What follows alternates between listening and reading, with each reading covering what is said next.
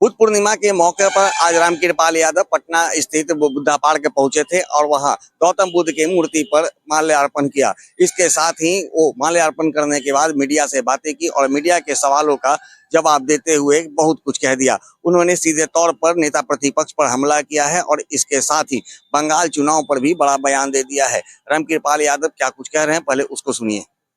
कानून के राज आ गई है, बिहार में कानून का स्थापित होगा, अपराधियों को छुड़ा नहीं जाएगा, कैसे देखते हैं? सरकार की पहली प्राथमिकता है विधि व्यवस्था दुरुस्त रहे और लोग अमन चैन की जिंदगी से जिए। और जिस तरह से माननीय मुख्यमंत्री नीतीश कुमार जी ने सुशासन का राज स्थापित किया था, उसी को आगे बढ़ाने के लिए सख्ती के साथ हमारे वर्तमान मुख्यमंत्री सम्राट चौधरी ने उसी जीरो टॉलरेंस की नीति को अपनाया है। अपराधी बच नहीं पाएंगे अगर अपराध करेंगे। तेजस्वी यादव कह रहे हैं कि बिहार में अपराध बढ़ता जा रहा है, संभल नहीं रहा है। सत्ता संरक्षण की बात कर रहे हैं। वो अपने कार्यकाल की बात सोच रहे होंगे, जब उनका राजपाट था ना, उस समय की बात सोच रहे होंगे। अभी सब कुछ दुरुस्त है, कोई दिक्कत नहीं है, सब लोग अमन चैन के साथ है।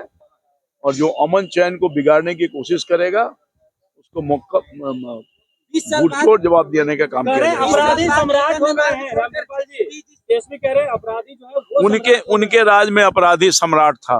ये सम्राट के राज में अपराधी बिल में घुस गया है।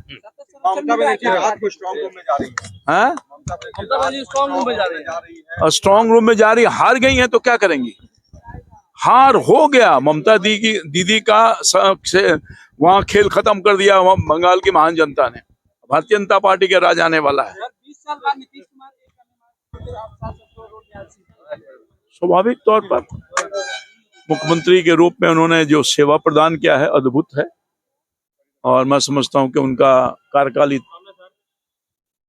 भूला नहीं जा सकता है जब तक बिहार की धरती है। सर कह रहे 3 लोग और जाना ही है। अब वो पूर्ण हो गए हैं, फ्लैट मिला है।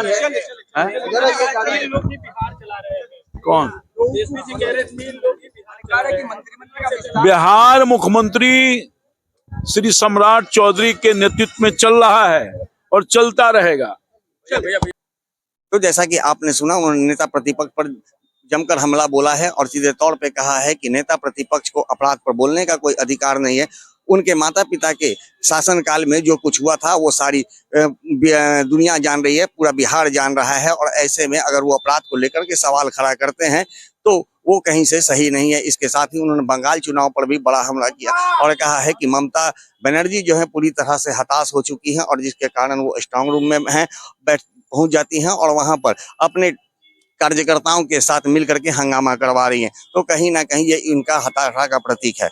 सहयोगी ऋतिक के साथ Gyanand Verma, ABI national news, Patna.